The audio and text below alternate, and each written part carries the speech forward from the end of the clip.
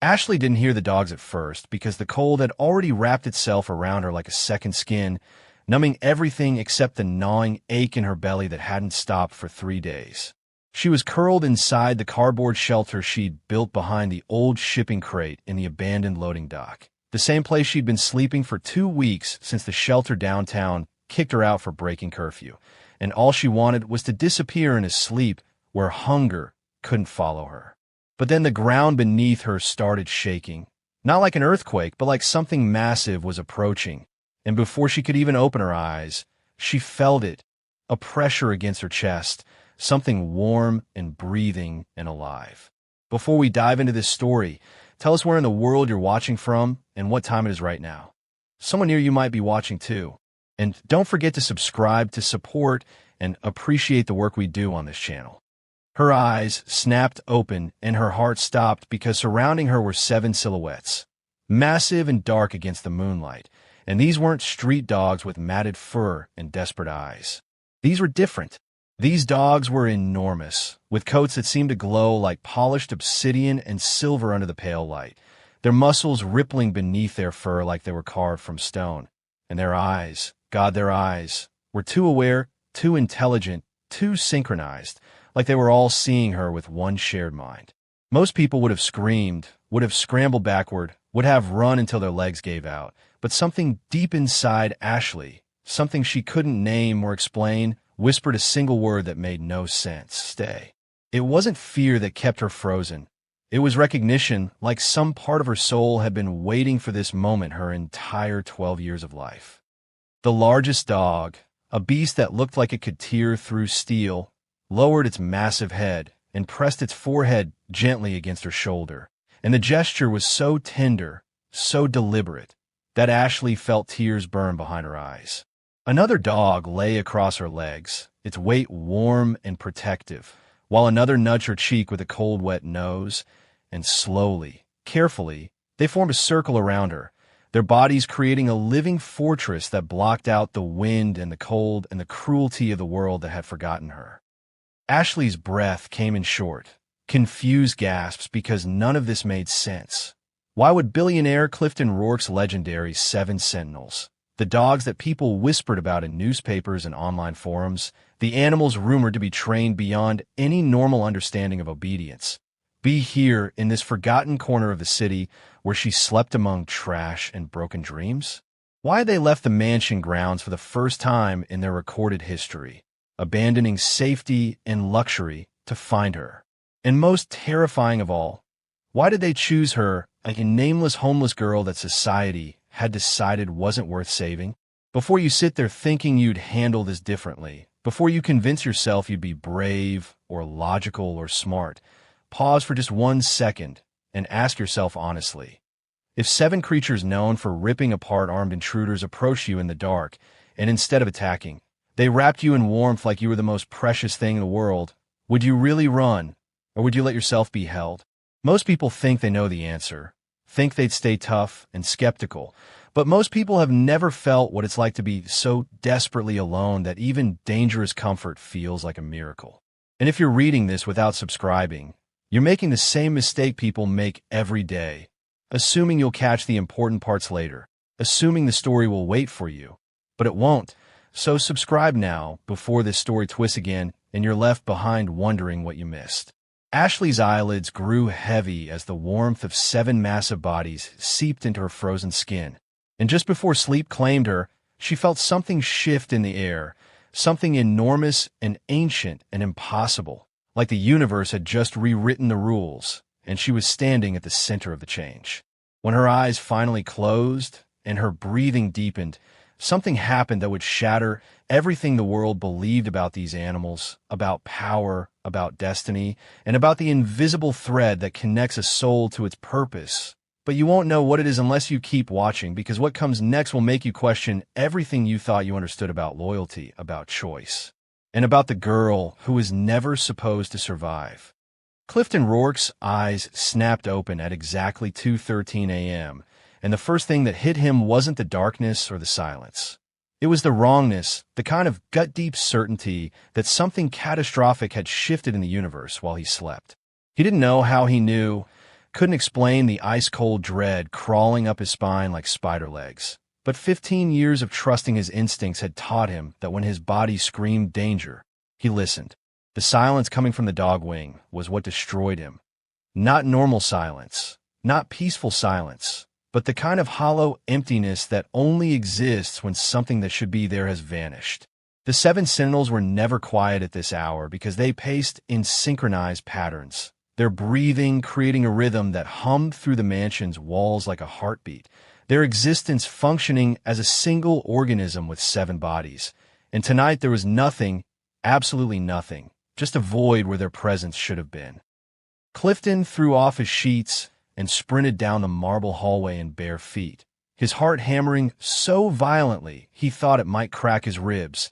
And when he reached the surveillance wall with its 32 screens showing every angle of his estate, what he saw made his blood turn to ice. Every single screen was blank, not flickering with static, not glitching with technical errors. Just pure, empty black like the cameras had chosen to stop seeing. He slammed his fist against the control panel and pulled up the thermal sensors, the heart rate monitors, the GPS tracking collars that cost more than most people's houses, and one by one they all reported the same impossible result. Offline, offline, offline. For 7 months, people had whispered that his dogs were unnatural, that they moved with an eerie synchronization that went beyond training, that they seemed to sense danger minutes before it materialized, and Clifton had dismissed those whispers as jealousy and superstition. But now standing alone in his security room with every system dead and his dogs vanished into the night, he wondered if those people had been right all along. His hands trembled as he checked the perimeter alerts, the motion sensors, the backup systems, searching desperately for any clue, any trail, any explanation for how his 7 massive animals could simply disappear from a property surrounded by the most advanced security money could buy. And when he found nothing, absolutely nothing, a single word escaped his lips in a broken whisper. No. Some people claimed Clifton Rourke was the coldest billionaire alive, a man with a heart of iron and emotions locked behind bulletproof glass, a businessman who could destroy competitors without blinking and fire employees without flinching. But the moment he realized his dogs had left, the moment he understood they were hunting for something his money and technology and influence couldn't track, his chest tightened with a fear so primal it made him feel 12 years old again. This wasn't fear for himself because Clifton Rourke had survived assassination attempts, corporate sabotage, and enemies who wanted him dead. This was fear for whoever or whatever the Sentinels had found, because he knew better than anyone what those animals were capable of when their deepest instincts awakened. If you're sitting there thinking you'd stay calm in his position, thinking you'd handle the situation with logic and control, then answer this honestly. If the most powerful and mysterious creatures you'd ever known vanished without a trace, moving with a unified intelligence that defied explanation, and you were the only person who understood their capacity for both protection and destruction, would you really keep your composure? Or would you feel that same suffocating dread wrapping around your throat right now? Something had called them into the darkness, something his satellites and cameras and sensors couldn't detect, something that operated outside the rules of the world he'd built. And as Clifton grabbed his coat and keys with shaking hands, he feared the answer to the question burning in his mind. Whoever the dogs were drawn to tonight might never wake up again. And if that happened, if the Sentinels had made their choice and delivered their verdict, then not even God himself could change what came next. Ashley didn't know when sleep pulled her under, couldn't remember the exact moment consciousness slipped away, but suddenly she was standing barefoot in a forest that shouldn't exist, trees made of silver that shimmered like liquid metal, leaves falling like sparks of electricity, and a sky that pulsed with colors she'd never seen before and couldn't name. The 7 dogs stood in front of her, but they were different now, massive beyond reason, their bodies radiating light that didn't hurt to look at, their eyes glowing blue and green and gold like galaxies trapped inside living creatures. And when they stared at her, Ashley felt like they were looking past her skin and bones straight into the core of who she really was. The voices came next, not through her ears but directly into her mind, bypassing sound completely, and the words hit her like physical blows. "You found us," one voice said, ancient and calm. Or we found you. Another added, younger and curious. You are not alone. A third whispered with such gentleness that Ashley's throat tightened. You belong, they said together, their voices merging into a harmony that made her entire body vibrate. Ashley stumbled backward, her heart racing because belonging was a word she'd heard other kids use, a concept she'd watched from the outside like pressing her face against a warm window in winter, and hearing it directed at her felt like someone had reached in her chest and squeezed. Who are you? She managed to ask, her voice cracking with emotion and confusion and something that felt dangerously close to hope. The forest flickered like a corrupted video file, and suddenly Ashley was somewhere else.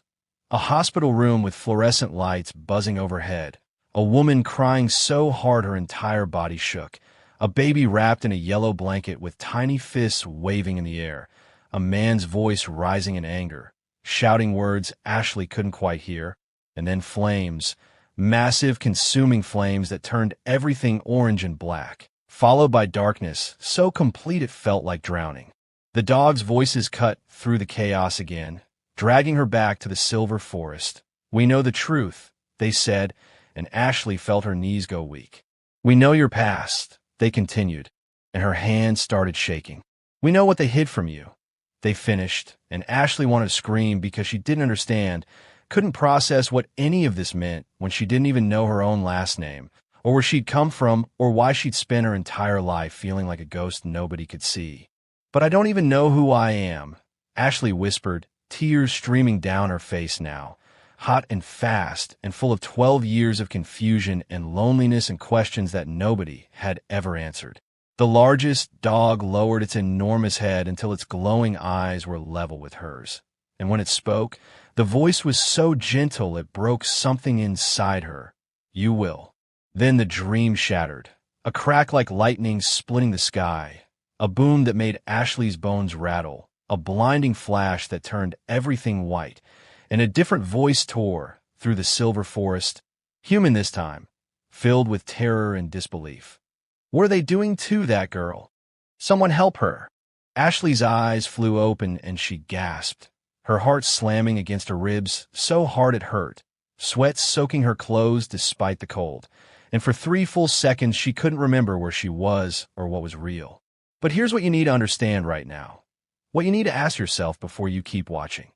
If you woke up with 7 mysterious animals surrounding you in a dream that felt more like a memory than imagination, would you trust what you saw, or would you convince yourself it was just your scared, hungry mind playing tricks?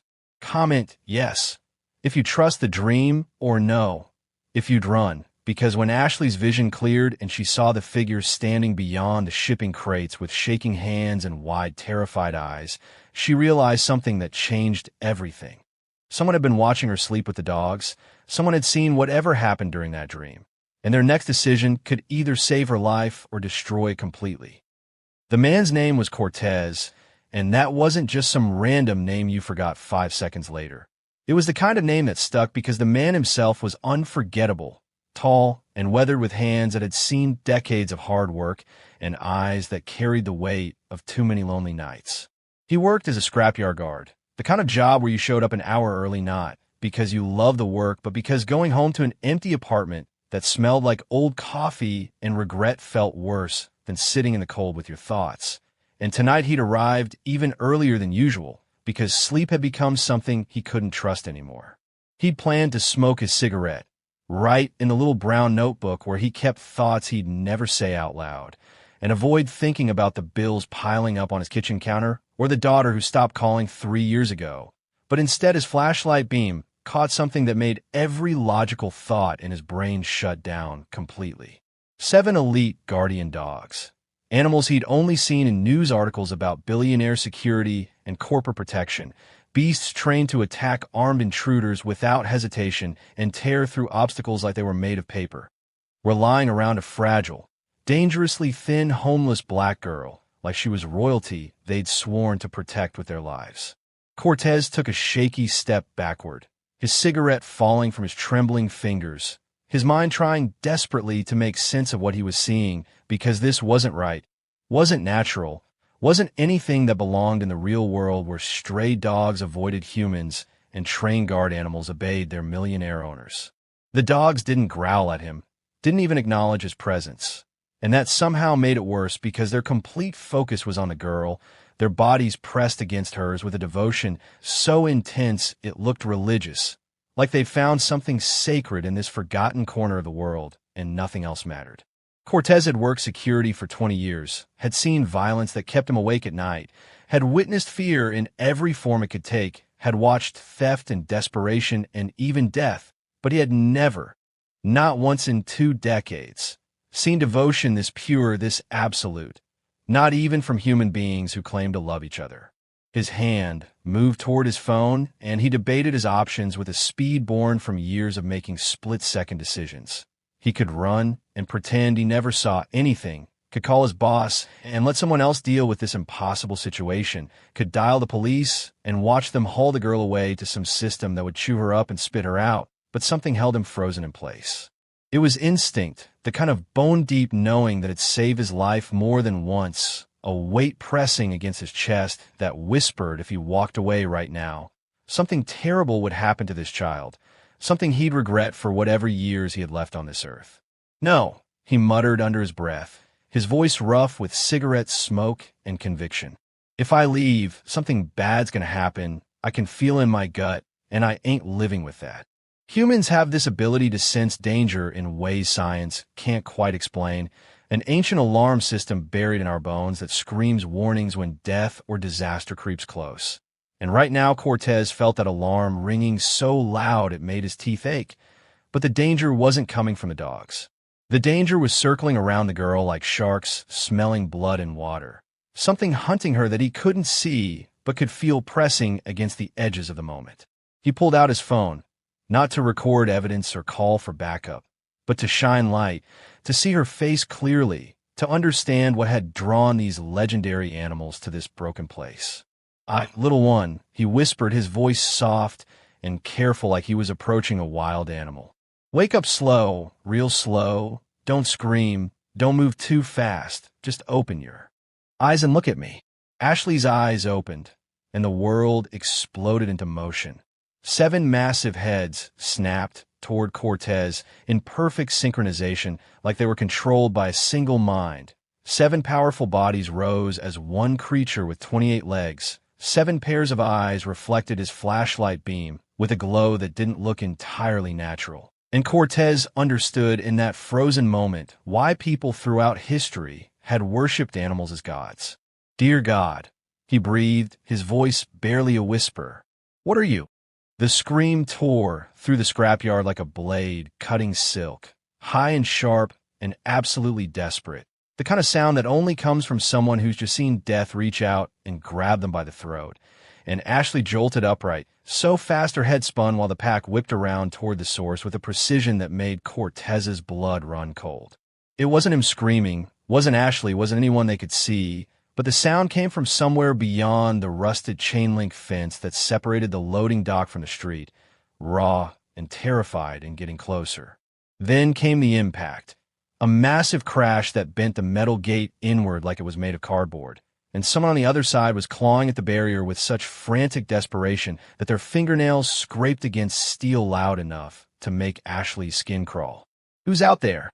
Ashley shouted, her voice cracking with fear, but before anyone could answer, the pack moved into formation around her with a speed that defied physics. 3 dogs positioned themselves in front like a living wall.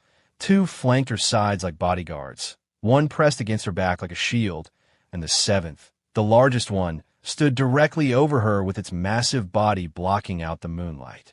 Cortez stumbled backward, his hands shaking so violently he nearly dropped his flashlight, and his voice came out strangled. "No, no, no. This ain't normal. Dogs don't move like that. They don't think like that." Another scream pierced the air, a man's voice this time, raw with terror and exhaustion. "Please, open the gate. It's behind me." Behind him what? Ashley wanted to scream. Behind him who? But the words stuck in her throat because suddenly she felt it too, a pressure building in the air like the atmosphere before a lightning strike, heavy and electric and wrong. Every instinct in her 12-year-old body screaming that danger was coming and it was coming fast. The pack stiffened as one. their ears lifting in perfect synchronization, their muscles coiling like springs wound too tight. And Cortez saw their reaction and felt his stomach drop, because if these legendary animals were preparing for a threat, then whatever was out there must be absolutely catastrophic. "Child," Cortez said, his voice low and urgent as he moved toward the gate. "Stay behind them, dogs. You hear me? I'm dead serious." He pushed the gate open just 2 inches, just enough to peek through, and a man staggered in like he'd been running for his life. Clothes torn, face bloodied, one eye swollen, completely shut, limping so badly his left leg was barely functional, gasping for air like someone had tried to drown him on dry land. Ashley's heart broke seeing him like that, and she lurched forward to help. But the largest dog blocked her path with its enormous body, a low warning growl vibrating through its chest that said, "Stay back, stay safe, trust us." The injured man collapsed onto the dirt, his chest heaving, his trembling hand reaching out toward Ashley with fingers that shook like leaves in a storm. And when he finally managed to speak, his words came out choked and broken. "They're coming. They're coming for her." Her? Ashley's stomach dropped, her breath caught. Her entire world tilted sideways, because why would anyone come for her when she was nobody? Nothing. Just a homeless kid who slept in cardboard and ate from dumpsters. "Who's coming?" Cortez demanded, grabbing the man's shoulder. "Who's after her?" The man lifted his head with tremendous effort, his good eye wide with a terror so deep it looked like madness. And he said the words that would change everything Ashley thought she knew about herself, about her past, about why she'd spent 12 years feeling like she didn't belong anywhere. The men who killed her family. If you're not subscribed yet, you're about to miss the twist that makes this story unforgettable.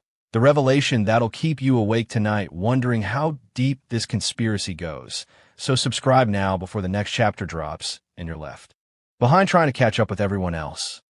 The injured man's blood-covered finger pointed directly at Ashley, and his voice cracked like breaking glass when he said the words that would shatter her entire understanding of reality. They thought she died 12 years ago in the fire. They celebrated her death. They buried an empty coffin. But she's alive. She's standing right here. And now they know. Ashley staggered backward, her legs suddenly weak, her mind spinning so fast she thought she might collapse. Because none of this made sense when she was nobody, just a girl without a last name or a home or a single person in the world who cared if she lived or died. "Me?" she whispered, her voice so small it barely counted as sound. "Why would anyone care about me? I'm nobody. I'm nothing. I don't even know where I came from." The man's face twisted with pain as he forced himself to sit up, and what he said next hit Ashley like a physical blow. "Not nobody. You're the girl who survived the Rourke fire." The world stopped spinning and started falling instead, the ground dropping out from under Ashley's feet, even though she was standing still. And Cortez nearly dropped his flashlight, because the Rourke fire wasn't just some random tragedy you heard about and forgot. It was one of the biggest unsolved mysteries in the city's history. A mansion that burned to ashes in less than 4 minutes, no survivors found, a newborn baby reported missing, and rumors that wouldn't die about conspiracy and murder and secrets worth more than most people would see in 10 lifetimes. But Ashley was just a homeless kid who slept inside cardboard, who ate scraps from restaurant dumpsters, who'd spent 12 years being invisible to everyone who passed her on the street, and the idea that she had any connection to billionaires and mansions and deadly fires felt like someone was playing a cruel joke on her. She grabbed her head as fragments of memory stabbed into her mind like broken glass. The woman crying with her whole body shaking. The man shouting words Ashley couldn't quite hear, flames swallowing walls and furniture, and everything else, a baby wrapped in yellow cloth.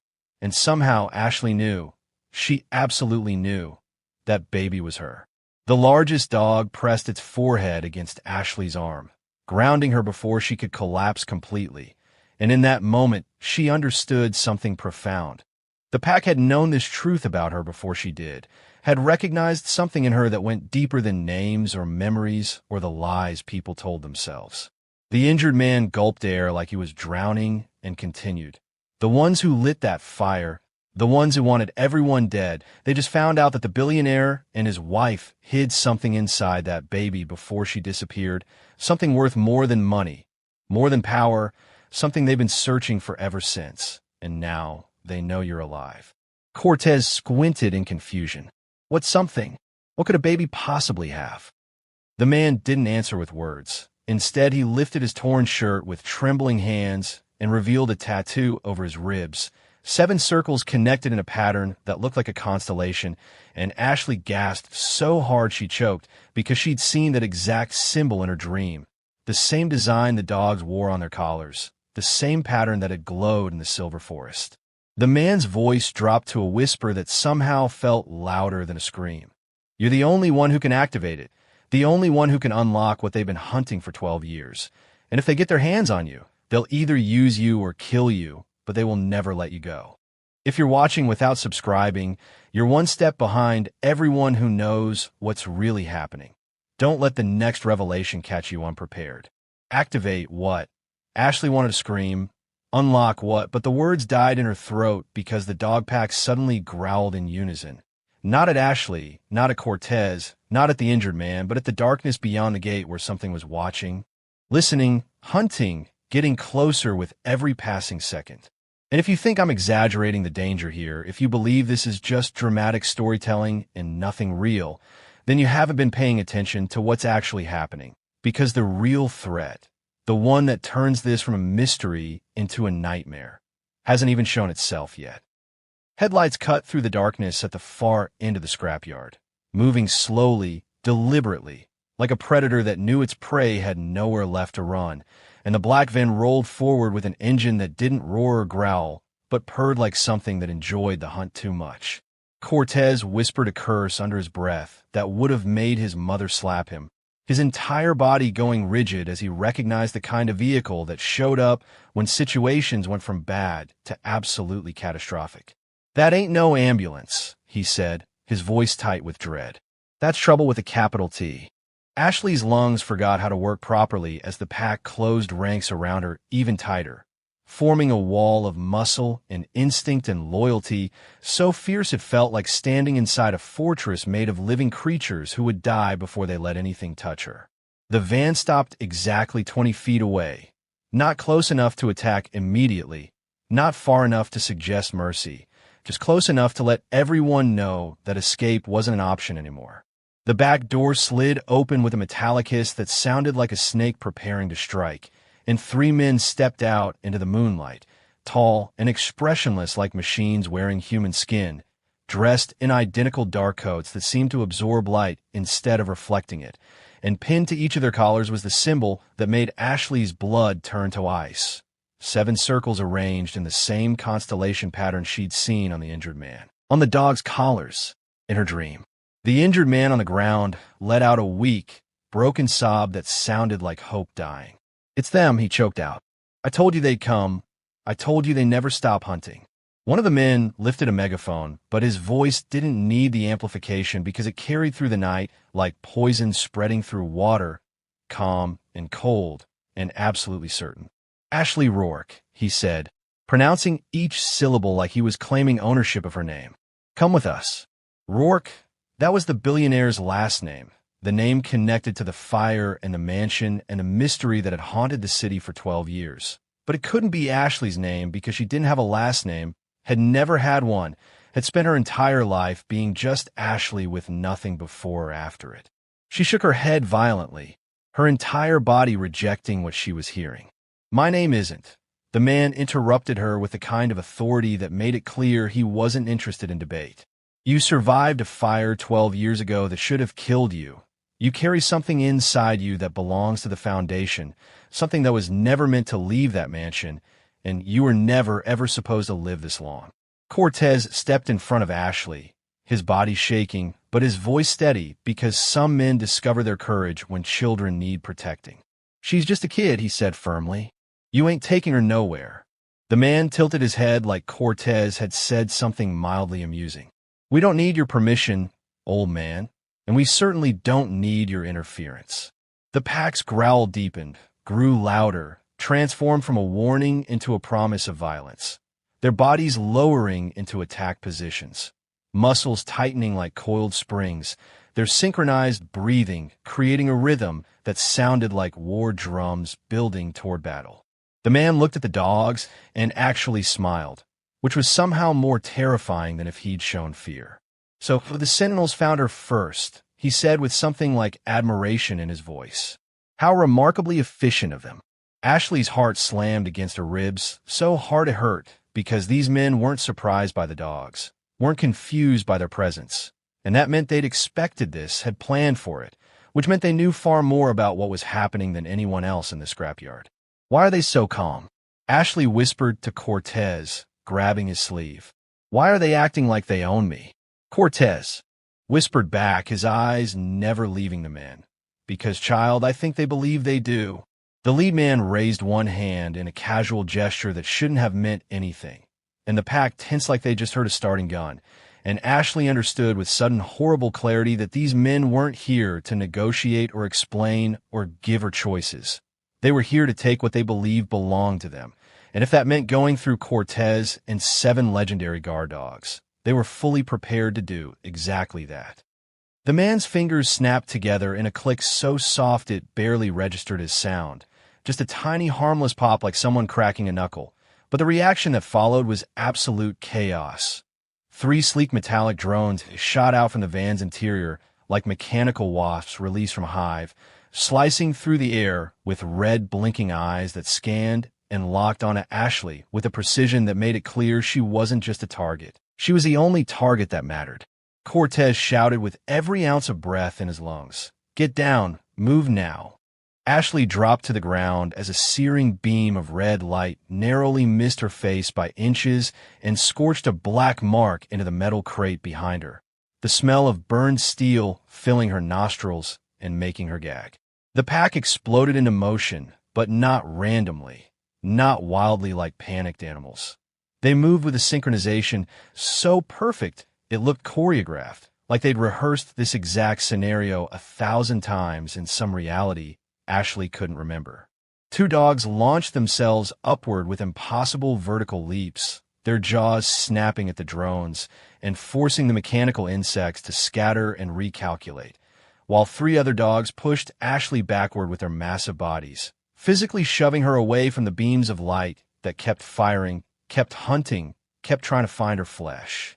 One dog lunged at the nearest attacker with a growl that seemed to come from the center of the earth itself, deep and primal and absolutely terrifying, while the last dog, the largest one, the one Ashley had started thinking of as the leader, stood directly over her like a living shield, refusing to budge even when a beam grazed its shoulder and left a smoking wound in its fur. The man in the coat raised an eyebrow with something like professional curiosity. "Interesting," he said calmly, like he was watching a science experiment instead of attempted murder. "Their protective instinct toward her is significantly stronger than their baseline programming, which suggests the bond has already begun to form." Programming? What programming? Ashley wanted to scream. What bond? What was he talking about, like these dogs were machines instead of living creatures? Ashley felt something ignite in her chest, hot and pulsing and spreading through her body like fire racing through dry grass. And for a split second, she thought it was fear or adrenaline or panic, but it wasn't any of those things. It was recognition, like something buried deep inside her DNA was waking up after 12 years of sleeping. The injured man whispered from where he lay, bleeding on the ground. "It's happening. It's starting to wake inside her. They can probably sense it already." "What is?" Ashley cried out, her voice breaking with confusion and terror. "What's waking up?"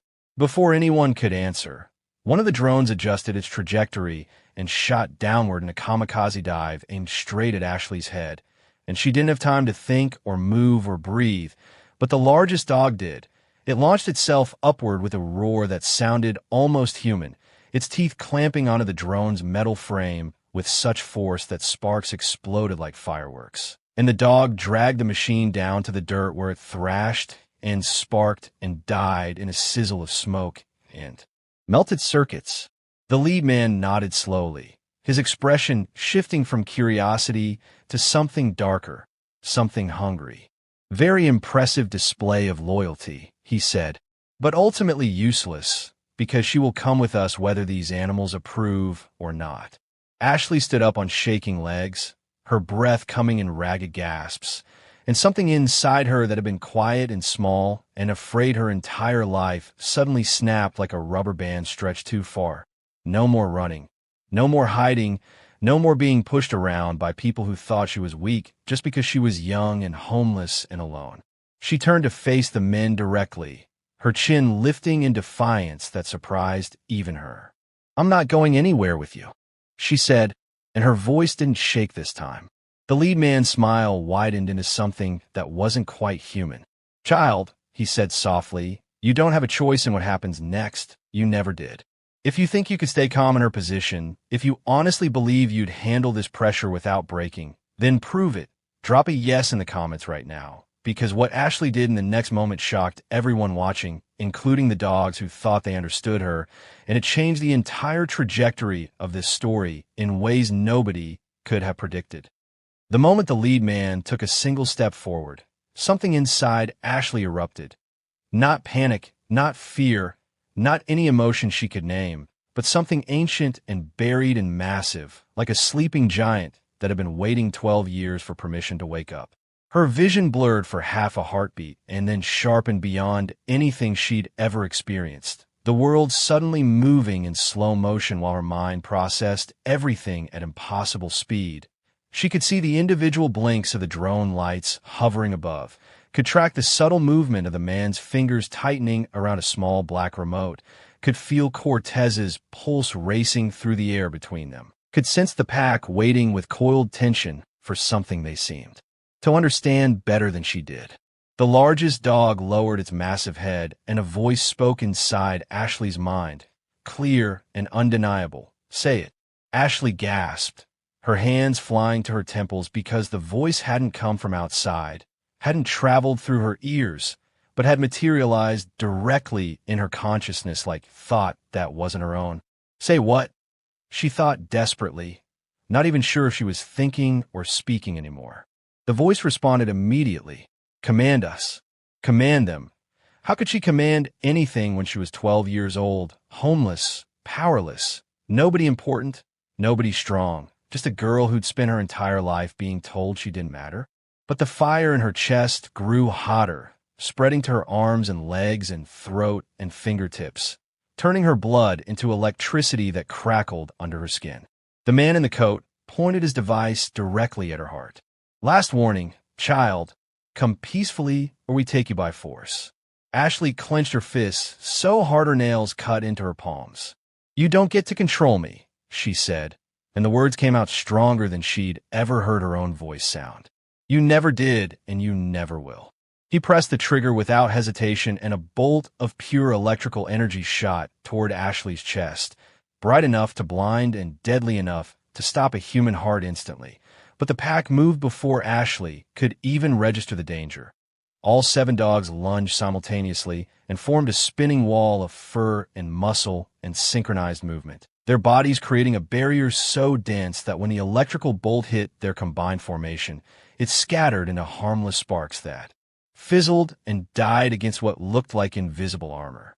The man staggered backward, his confidence cracking for the first time. "Impossible," he breathed. The individual neural shields shouldn't be able to combine like that. Ashley felt the heat reach her throat, felt words forming that she didn't consciously choose, felt power rising through her body like water, filling a vessel that had been empty her whole life.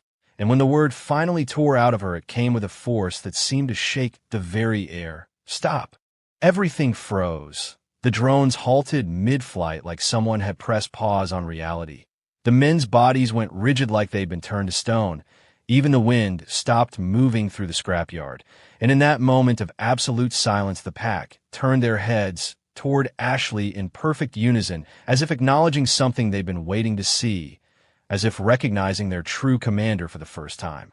Ashley blinked, her chest heaving, her mind spinning with confusion and terror and something that felt dangerously like power.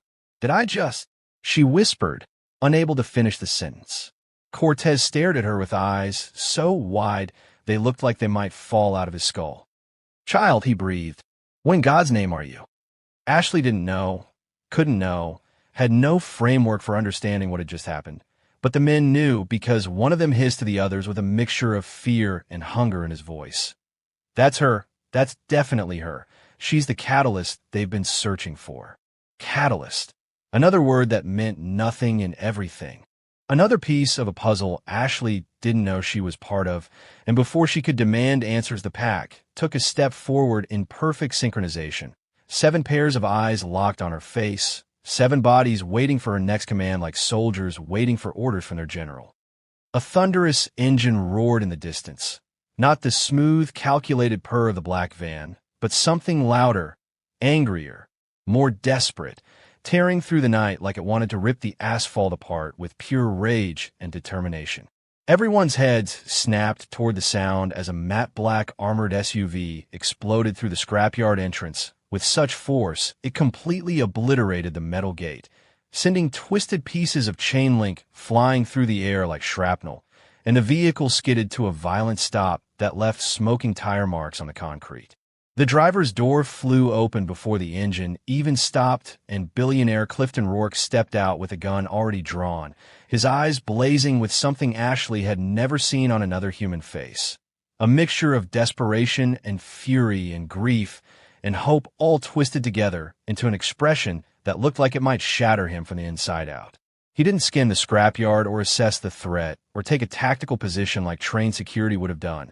Instead, he immediately shouted one word that echoed through the yard and pierced straight through Ashley's chest.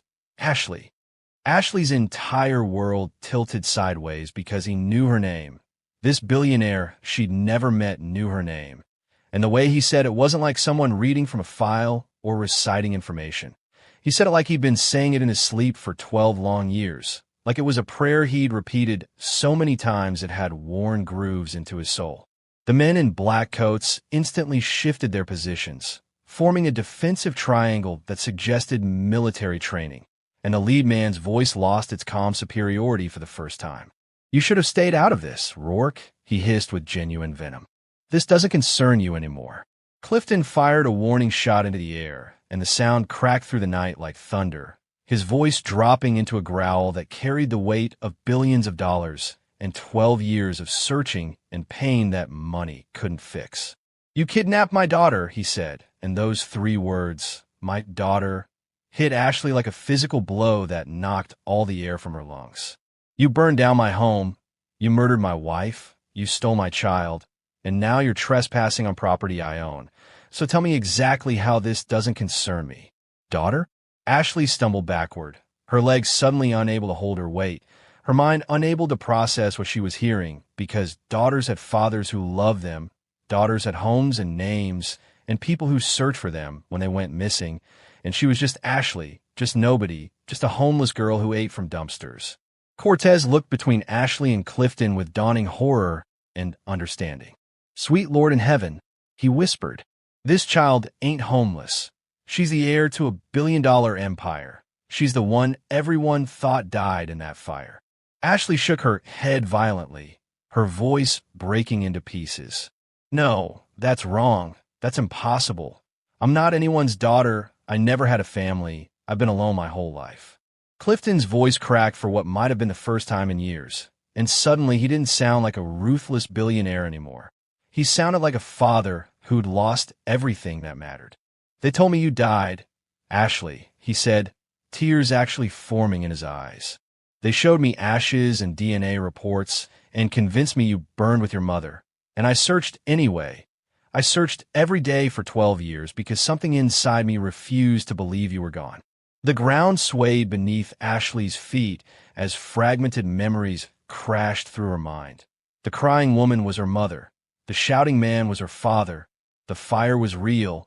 The conspiracy was real. Everything was real, and she'd been living in the center of it without knowing. But the men in coats weren't moved by emotion or family reunions or anything resembling human compassion. The lead man snarled with cold finality.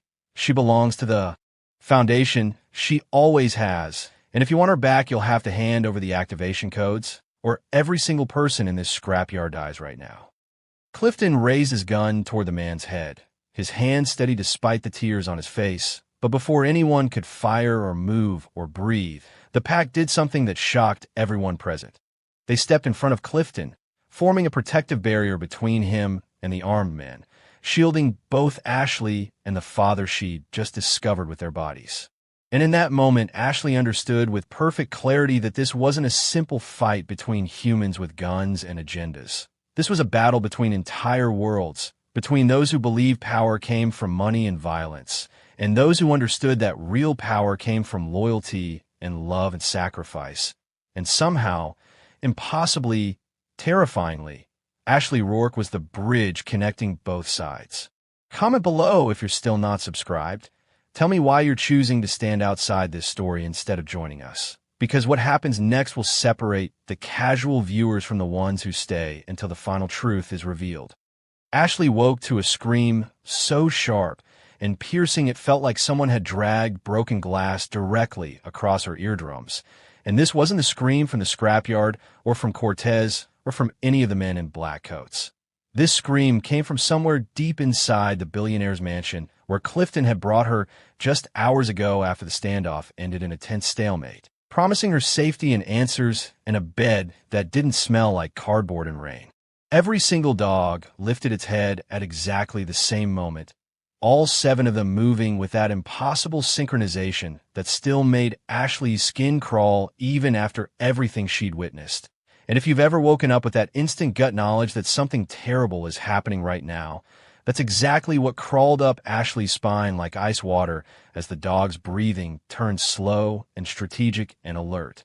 Before she could even sit up in a massive bed that felt too soft and too clean for someone like her, Burrow, the largest dog who'd become her constant shadow, pressed his enormous head against her chest and forced her to stay low, his tail completely still, and none of the other dogs' tails were wagging either, which meant whatever had made that scream was serious, was dangerous, was exactly the kind of threat they'd been trained to detect.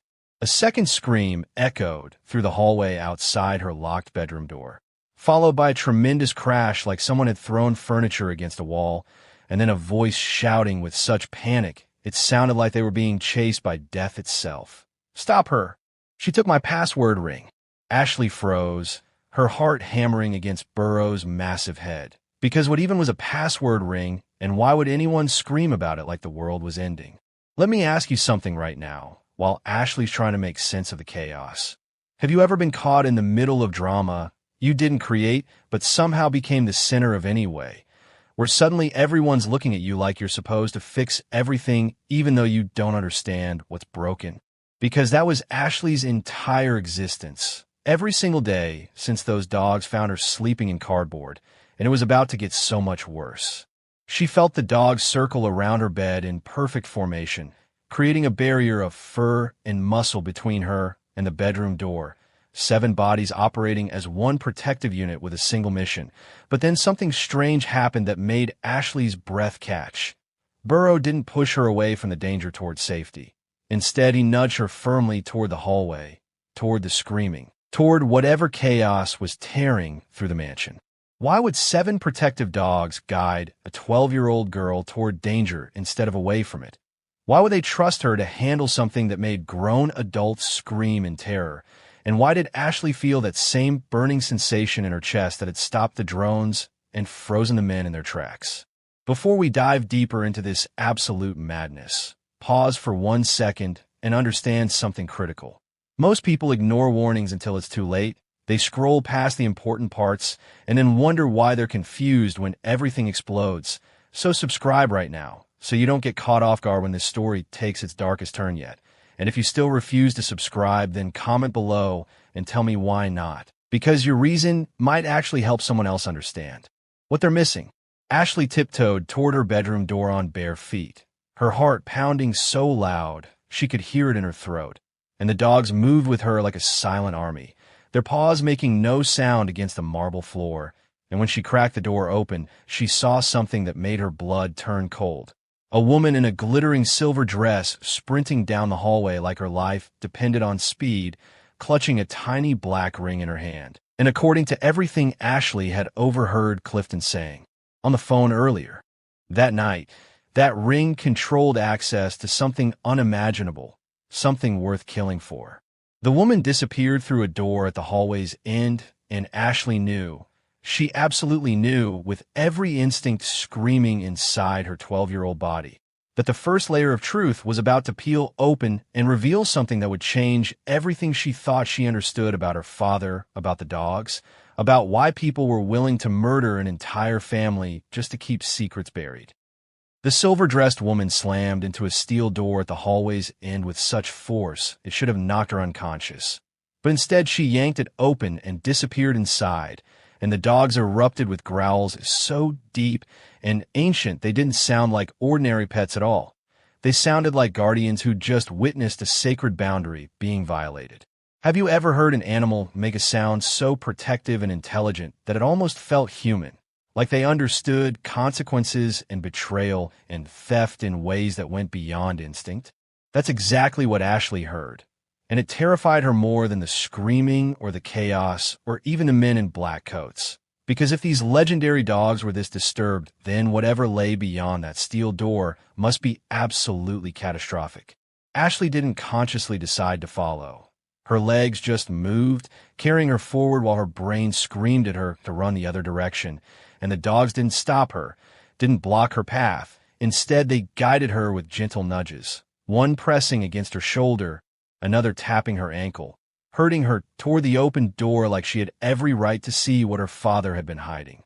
The door revealed a staircase descending into darkness, but not complete darkness because a strange glow emanated from somewhere below, pulsing with a rhythm that matched Ashley's heartbeat in a way that made her stomach twist. She descended the stairs with bare feet on cold metal steps, each footfall echoing in the enclosed space. The dogs flanking her on all sides like an honor guard escorting royalty into forbidden territory. And the air grew warmer the deeper she went, the light grew brighter. The hum grew louder until it felt like standing inside a massive machine that was alive and breathing. When Ashley reached the bottom and her eyes adjusted to the glow, she gasped so hard she nearly choked because stretched out before her was a room that shouldn't exist. Walls covered in screens showing data streams and maps and video feed from cameras Ashley didn't recognize. Tables stacked with equipment that looked like it belonged in a science fiction movie.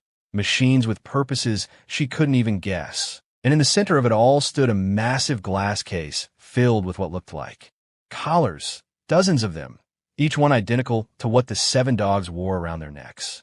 Ashley's hands flew to her mouth as horrible understanding crashed through her mind. Was her father experimenting on them? Were these dogs victims of something cruel and scientific? Had she been rescued by creatures who were themselves prisoners of human ambition?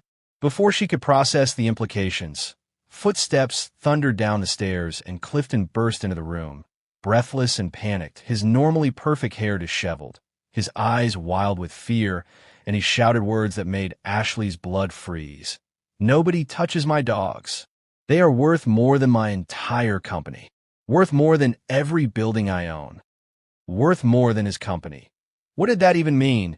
How could living creatures have a monetary value that exceeded billions of dollars? Unless they weren't just dogs? Unless they were something else entirely? Ashley quickly ducked behind a metal counter, the dogs forming a shield around her hiding spot, and Clifton didn't see her yet because he was too busy pacing frantically, slamming his hands on keyboards, his eyes darting between screens with the desperation of someone watching their entire world collapse in real time. Then he whispered something that made every hair on Ashley's body stand straight up. If she activates the wrong collar, the neural link will break permanently, and we could lose all 7 of them. Lose everything we've built, lose the only bridge between human consciousness, and he cut himself off. But Ashley had heard enough.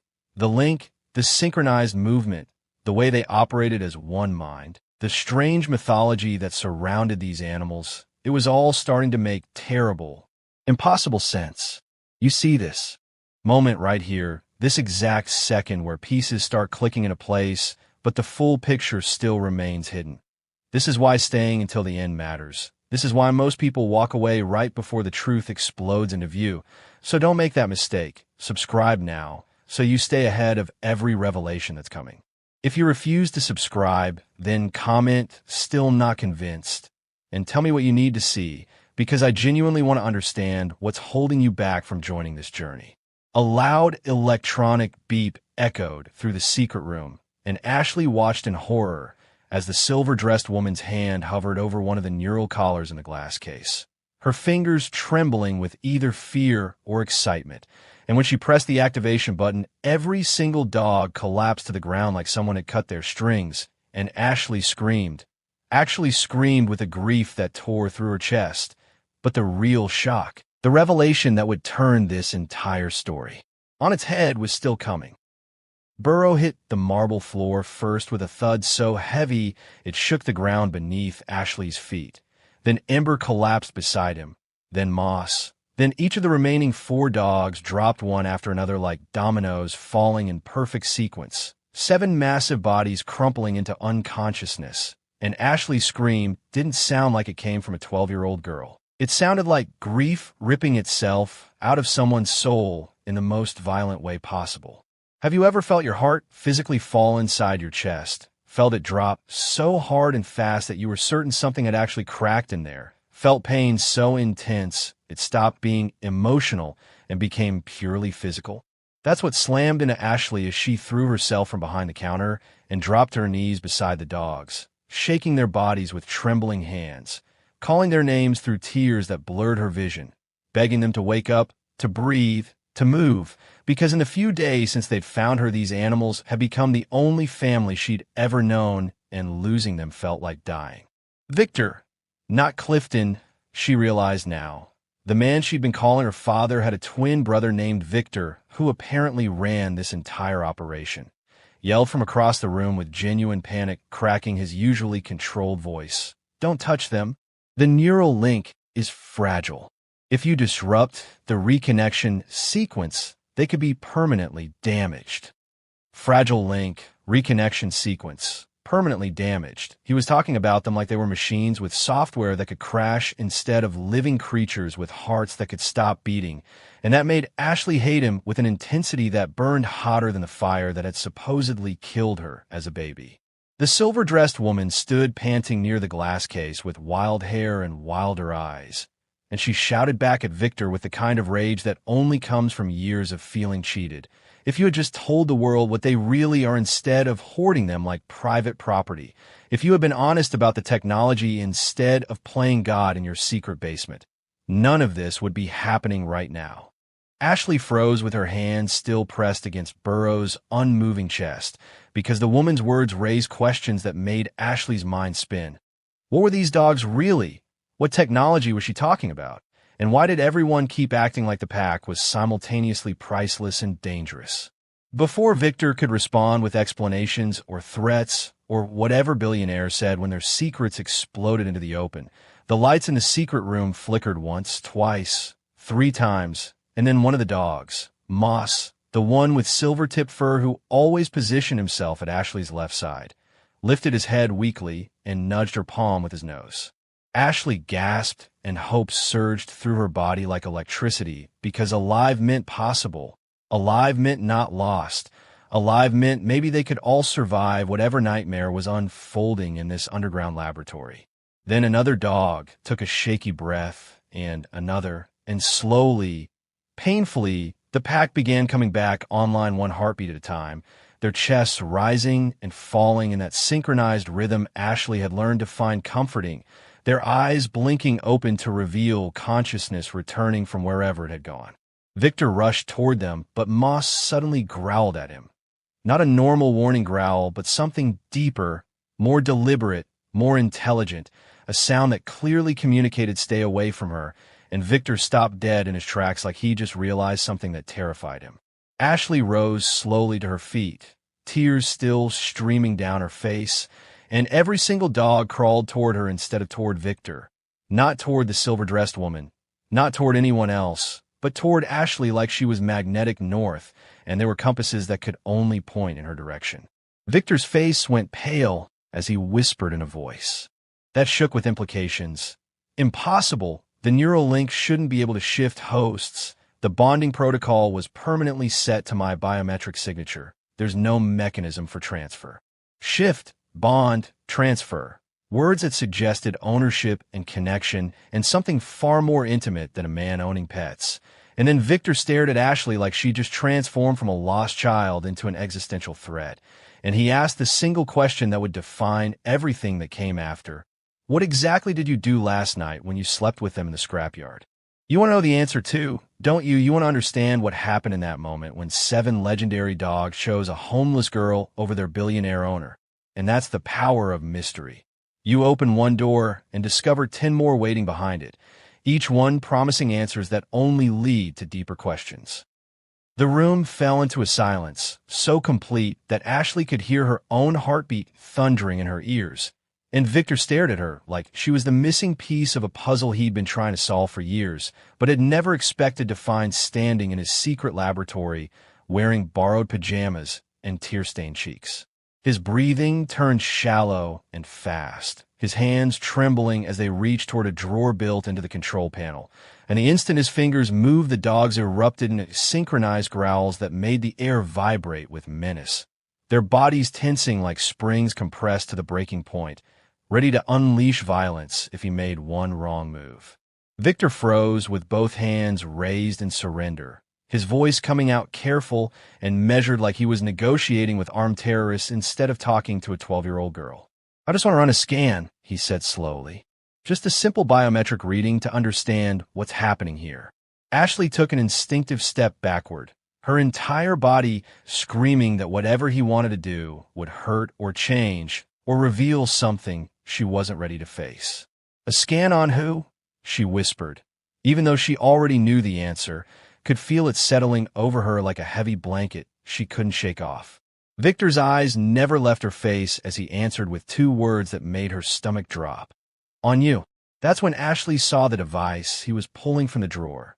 Something metal and oval-shaped with blue lights blinking across its surface, and it looked like medical equipment, but colder, more mechanical, more dangerous than anything she'd seen in the rare time she'd been inside a hospital.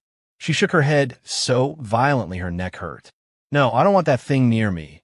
I don't want you scanning me like I'm some kind of experiment. But the silver-dressed woman stepped forward from where she'd been watching everything unfold, and she said something Ashley never expected to hear from someone who'd just collapsed 7 dogs and thrown the mansion into chaos. Sweetheart, listen to me. You're not in trouble here. You're not being punished or studied like a lab rat. You're the key to something extraordinary, and we just need to understand how the lock works. Key to what? Ashley wanted to scream. Key to what mystery or technology or conspiracy that kept getting bigger and more terrifying with every passing minute. Victor's voice cracked as he forced out the truth that had clearly been eating him alive. The neural link was never supposed to bond to a human consciousness. It was designed to connect the 7 dogs to each other and to my control interface. But something happened when you slept beside them, something that rewrote 12 years of programming in a single night. Bond to a human. Those 4 words crashed into Ashley's mind, and suddenly everything made horrible sense. The synchronized movements, the shared consciousness, the way they operated as one being. And if that technology could connect 7 dogs, then what would happen if it connected to a girl instead? This was bigger than pet ownership, bigger than billionaire toys, bigger than anything Ashley's limited experience could fully comprehend, and the weight of it pressed down on her shoulders until she felt like she might collapse under the pressure. Victor lifted the scanner again with hands that wouldn't stop shaking. Please, Ashley, just a quick reading, 30 seconds maximum, and then we'll know for certain what's happened. Ashley looked at the dogs, at their eyes fixed on her face, at the way they positioned themselves like they'd follow whatever decision she made, and something inside her, maybe courage, maybe curiosity, maybe just exhaustion from running and hiding her entire life, made her nod shakily in agreement. The scanner hummed to life with a sound that made Ashley's teeth hurt, lights blinking in patterns that seemed almost alive, and Victor moved it slowly around her body without actually touching her skin, the device reading something invisible that existed in the space between flesh and air. Then it beeped, loud, sharp, final, and Victor stared at the small screen on the scanner's side, his face draining of all color until he looked like he might faint or vomit or both. He turned slowly toward the silver-dressed woman, his voice barely above a whisper, but carrying the weight of a bomb about to detonate. The pack isn't bonded to each other anymore. The neural link has completely reorganized itself around a new central node. He turned back to Ashley, his hand shaking so badly the scanner nearly fell from his grip, his eyes wide with something between terror and awe. They're bonded to you now, all 7 of them connected directly to your consciousness, which means you're not just their companion or their chosen human. You're their alpha, their commander, their living control interface. Victor stumbled backward like the ground beneath him had suddenly transformed into quicksand, trying to swallow him whole. And the dogs didn't react to his movement, didn't track him with their eyes, didn't register his presence at all. Their entire focus remained locked on Ashley, with an intensity that made it clear she was the only thing in the universe that mattered to them anymore. Have you ever watched someone realize they just lost control of the one thing they valued most in the world? Seeing that exact moment when power slips through their fingers like water and there's absolutely nothing they could do to stop it? That's what Ashley witnessed on Victor's face as he pressed his back against the wall, his chest heaving with panic that he couldn't hide behind his usual billionaire composure. 12 years, he whispered, his voice breaking into pieces. 12 years of research, 12 years of development, 12 years of perfecting the neural interface technology, and one homeless child destroys it all in a single night. Ashley felt anger flare in her chest hot enough to burn. I didn't destroy anything. I didn't even know what I was doing. I was just trying to survive another cold night without freezing to death.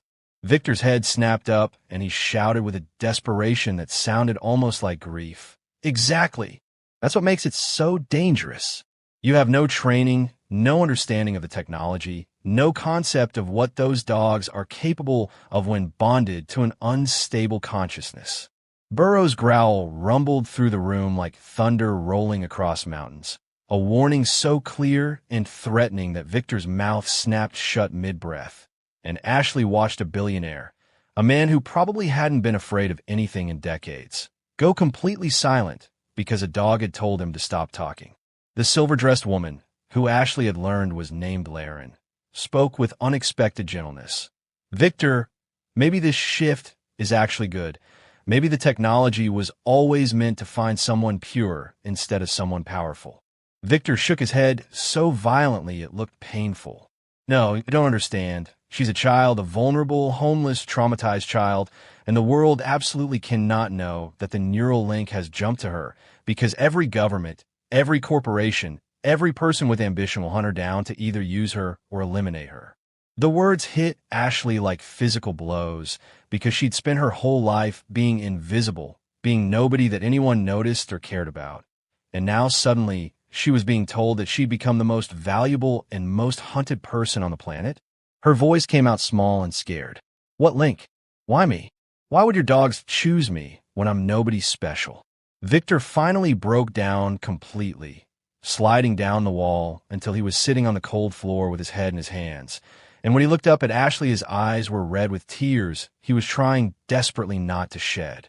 Because these aren't ordinary dogs, Ashley. They were designed using technology that scans human souls, that reads character and loyalty and heart at a level deeper than DNA, and they were programmed to bond with whoever possessed the purest form of those qualities. He pointed at her chest with a shaking finger. I built them to choose the next owner of my entire conglomerate, to identify the one person worthy of inheriting power worth hundreds of billions of dollars. And somehow, impossibly, inexplicably, they chose you over every candidate I've tested, over every qualified heir I've presented to them, over me. Pause right here and look at this moment carefully. Really look at what's being said.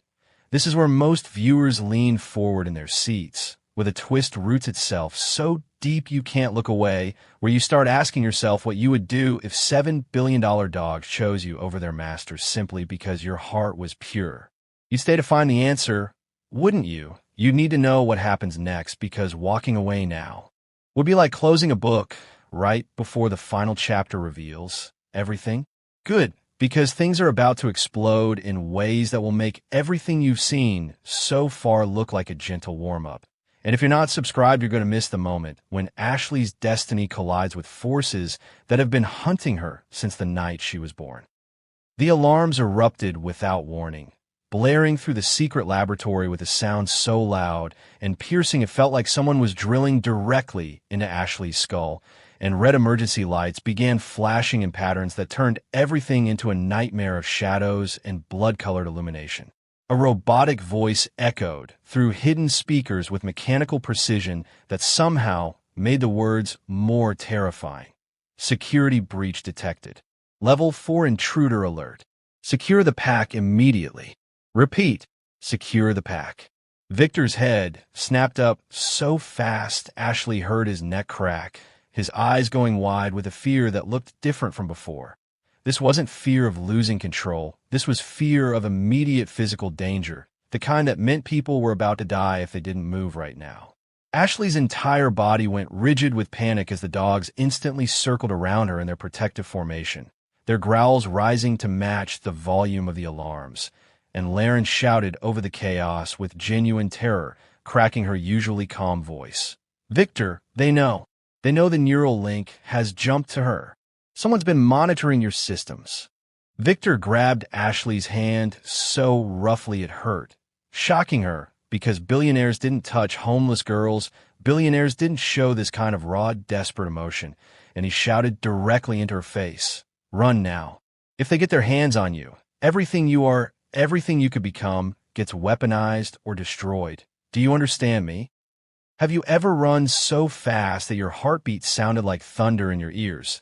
So fast that your lungs burned and your legs screamed and your vision narrowed into a tunnel.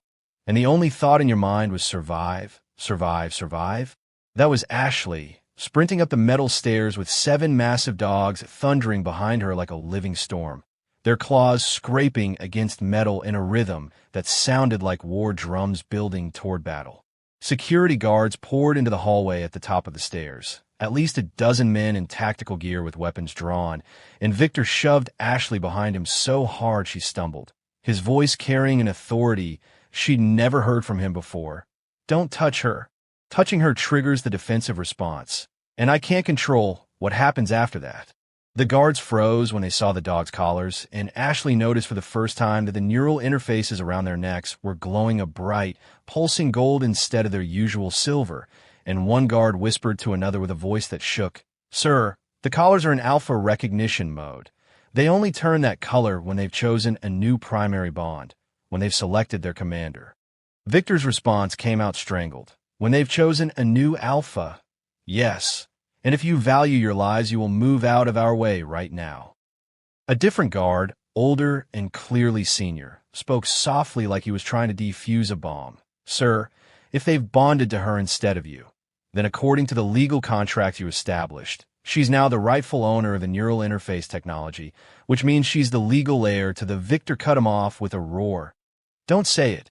Don't say it out loud, because the moment those words are spoken, everything changes. Ashley gasped because she didn't fully understand what they were talking about, but she understood enough. Legal heir, rightful owner. Everything changes, and suddenly the weight of destiny that had been pressing on her shoulders felt like it might actually crush her into dust. But she didn't get time to process or ask questions or demand explanations because a metal security door suddenly slammed down between them with a hydraulic hiss that sounded final and absolute, separating Ashley and the pack from Victor and Laren, trapping them inside a glass wall corridor while armed guards flooded in from the opposite end. Ashley was caught in a kill box with nowhere to run, no exit visible, no hope of escape, but the dogs weren't. Afraid, they stepped forward in perfect formation with Ashley positioned safely behind them, 7 bodies moving as one mind, and their synchronized growl built into something that didn't sound like animals at all, something that sounded like power preparing to be unleashed. Then they attacked, and what happened next would prove to everyone watching through security cameras that Ashley wasn't just bonded to 7 dogs. She was bonded to 7 weapons that would tear apart anything that threatened her. Ashley survived because she stayed alert. You'll survive this story if you subscribe now.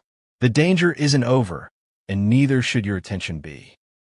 The glass hallway exploded with motion so violent and coordinated it looked like someone had choreographed a dance using predators instead of performers. 7 synchronized bodies launched forward as a single creature with 28 legs, moving with such precision that security shields flew through the air like toys, guards stumbled backward, slamming into each other. And the sound of snarls and impacts and boots skidding across polished floor blended into a symphony of controlled chaos. Ashley screamed with everything in her lungs. "Stop! Wait! Please stop!" And then the impossible happened again, the thing that made grown men with weapons freeze in absolute terror. All 7 dogs stopped mid-attack, stopped mid-lunge, stopped mid-snarl, their bodies suspended in positions that defied physics like someone had pressed pause on reality itself. Because she had spoken and her word was law, they couldn't disobey, even if they wanted to. Have you ever discovered power you didn't ask for and definitely didn't want? Power that suddenly appeared in your hands, and you had no idea how to use it or what the consequences would be, and all you could think was, please don't let me hurt anyone with this? That's what crashed through Ashley's mind as the guards stared with eyes so wide they looked like they might fall out. Pressed against the walls with their shields raised, but their weapons lowered because they understood they were witnessing something that shouldn't exist. One guard whispered to another in a voice that shook with awe and terror. She commands them without the interface device, without the neural control panel, without anything except her voice. That's not supposed to be possible. Another guard gulped audibly and responded. That's because she's not using technology anymore. She is the technology. She's the living alpha node, and that makes her more powerful than anyone alive. Alpha. There was that word again. That title Ashley didn't understand and didn't want. That responsibility she'd never asked to carry. And her voice came out small and broken. I don't want to hurt anyone. I just want to understand what's happening to me. The dogs stepped backward in perfect synchronization and formed a protective arch around her. And Ashley saw something in that moment that changed her understanding of everything. They weren't obeying her out of programming or technology or neural interfaces. They were protecting her because they loved her, because they'd chosen her not for what she could do, but for who she was. But then a voice boomed through the speakers, cold and mechanical and absolutely final. Initiate Protocol Black. Separate the girl from the pack using any means necessary. Ashley's heart stopped as robotic arms began descending from the ceiling like metal snakes.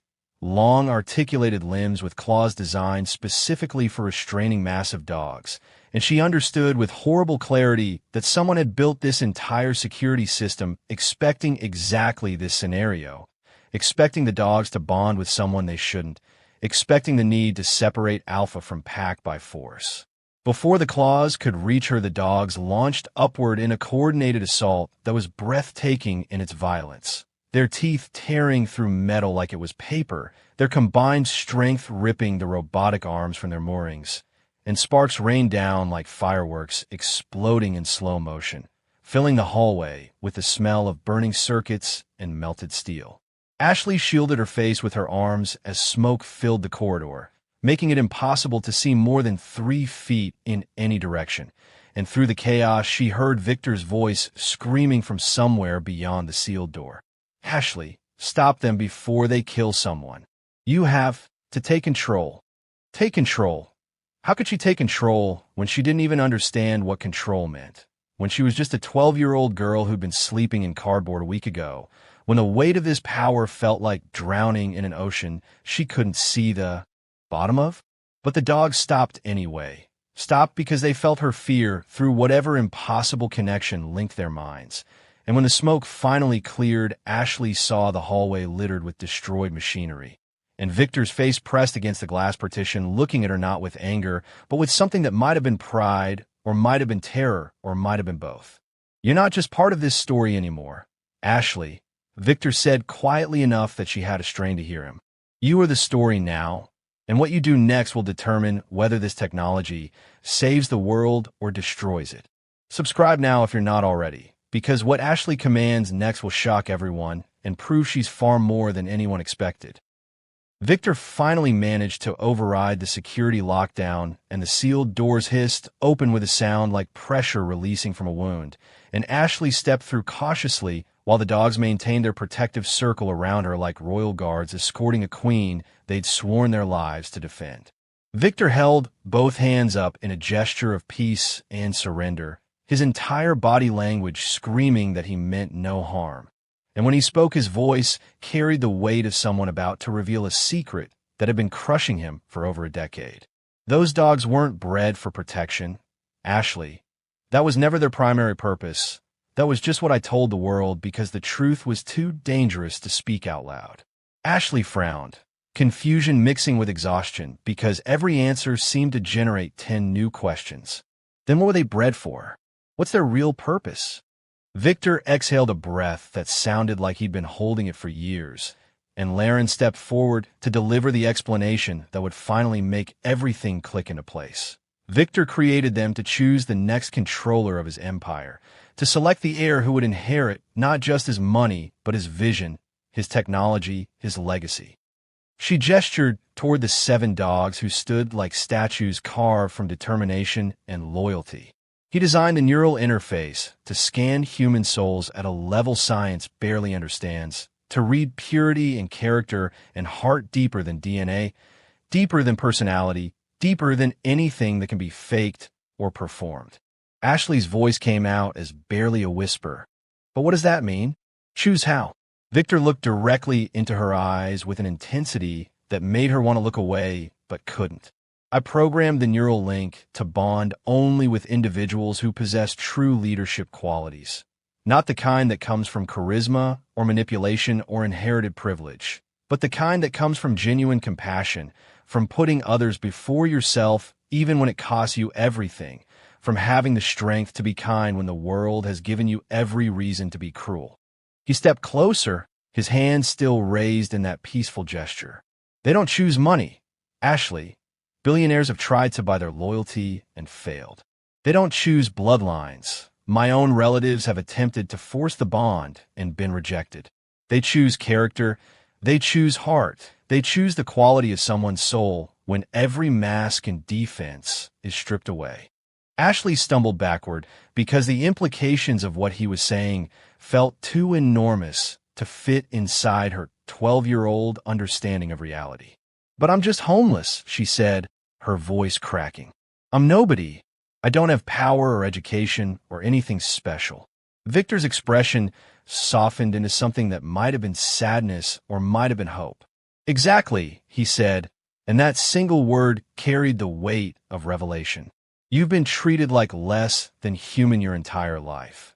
Invisible to people who passed you on the street, dismissed by systems that were supposed to protect children like you, and yet somehow, despite every reason to become bitter and angry and cruel, you remained kind, you remained hopeful, you remained capable of love. He gestured toward the dogs. They saw that purity, that unbroken goodness that survives despite trauma and neglect and poverty, and they recognized something that all my money and technology could never create, a leader worth following, a heart worth protecting, a soul worthy of the power they represent. The ground felt like it was tilting beneath Ashley's feet as 12 years of being nobody, being nothing, being invisible suddenly transformed into something else entirely. Not a tragedy, but a test. Not abandonment, but preparation. Not worthlessness, but worthiness that had been forged in the hardest possible fire. Cortez's words from the scrapyard echoed in her memory. This child ain't homeless. She's the heir to a billion-dollar empire. And now she understood he'd been more right than anyone knew. But before Ashley could process the weight of destiny that had just been placed on her shoulders, before she could ask the 100 questions burning in her mind, the alarms blared again, and Laren's face went pale as she stared at a security screen. Victor, she whispered with a terror that made Ashley's stomach drop. She's back, and she brought the Foundation's entire strike team. She knew. Ashley wanted to scream, but the dogs already knew. Their ears shot up simultaneously, their bodies went rigid with tension, their growls dropped to a frequency so low Ashley felt it vibrating through the floor, and she understood that whoever was coming terrified even these legendary animals. Subscribe right now if you haven't already, because the real villain of this story is about to walk through those doors, and everything you thought you understood is about to shatter. The woman stepped out of the shadows near the destroyed security corridor with a slow, deliberate clap that echoed through the tense silence like gunshots. And her smile was so cold and sharp it looked like it could cut glass. like she'd practiced that exact expression in mirrors until it became a weapon she could deploy whenever she needed to destroy someone's sense of safety. Clap, clap, clap. Each impact of her palms carried mockery and triumph, and something darker that Ashley couldn't name, but could feel pressing against her chest like a physical weight. Have you ever seen someone whose smile made you feel like they were about to break something you loved? Someone whose expression promised violence wrapped in elegance? Someone who enjoyed watching others realize they'd been outmaneuvered? That was the silver-dressed woman, Elara, and the way she moved through the damaged hallway suggested she owned every space she entered regardless of who actually held the deed.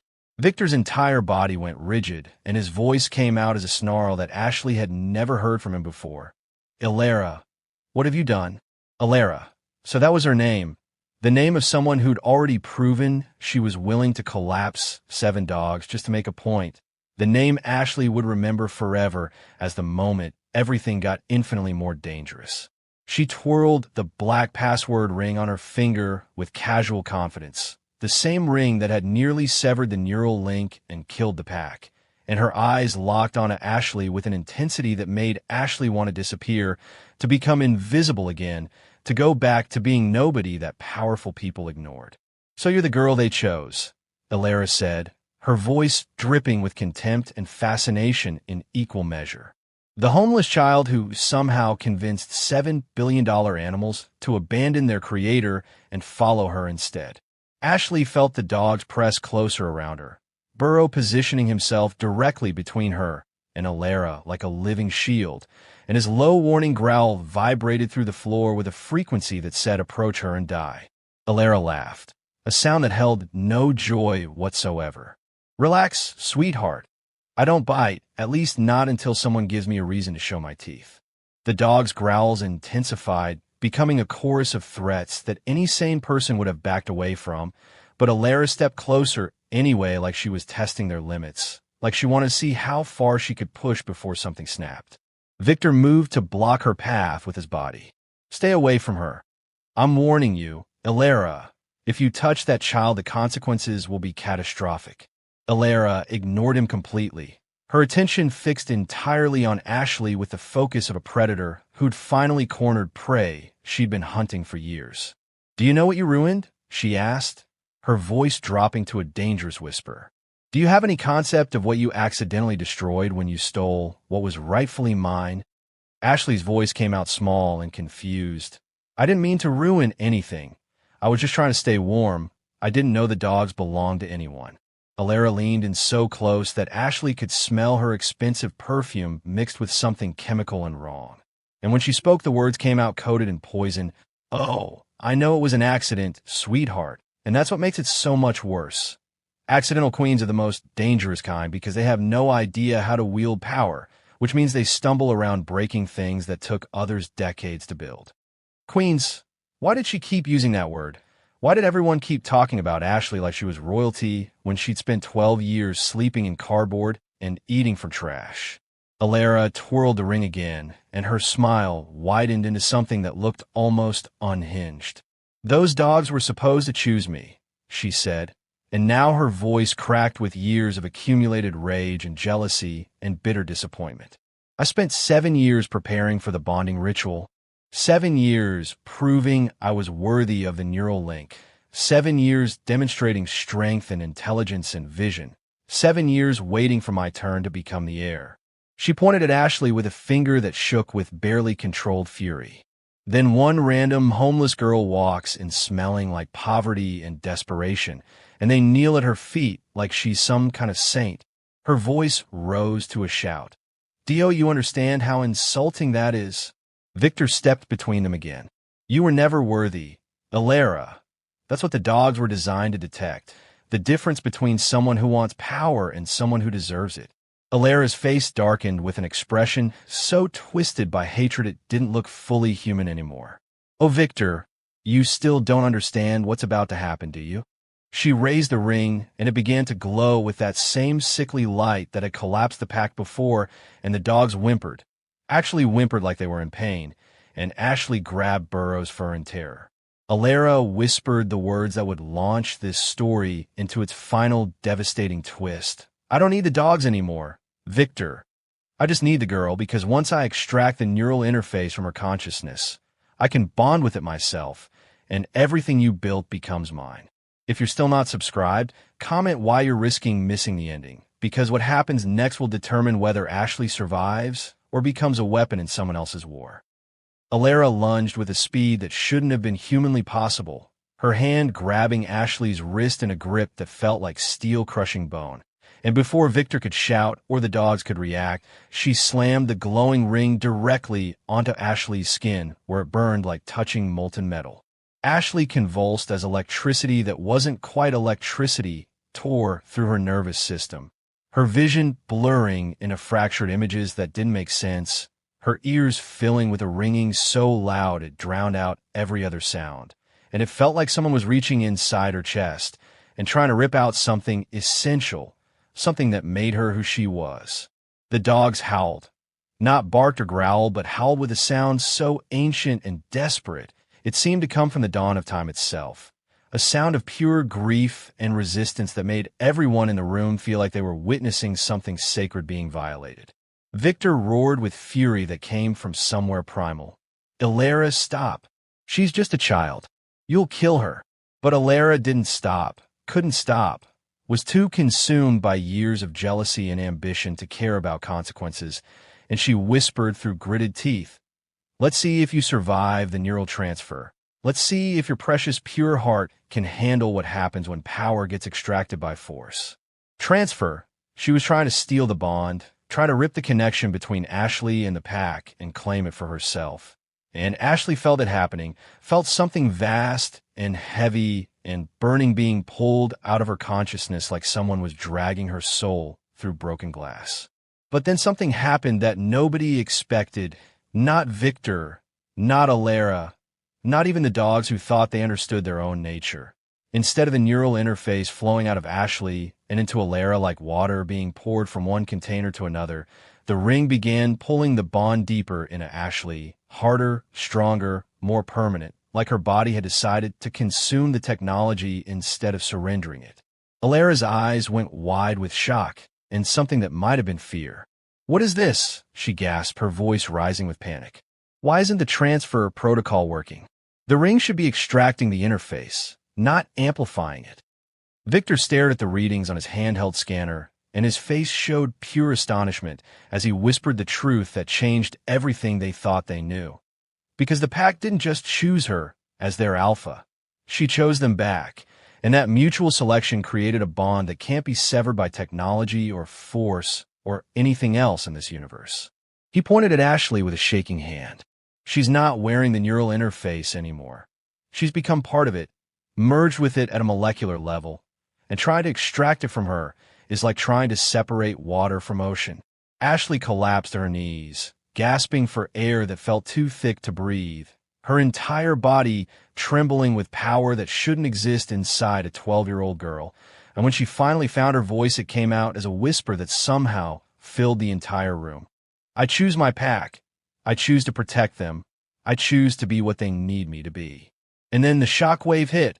A burst of energy exploding outward from Ashley's body with such force that it threw Alara across the room, where she slammed into the wall hard enough to crack the reinforced concrete, the ring shattering into 1,000 glittering pieces that dissolved into smoke before hitting the ground.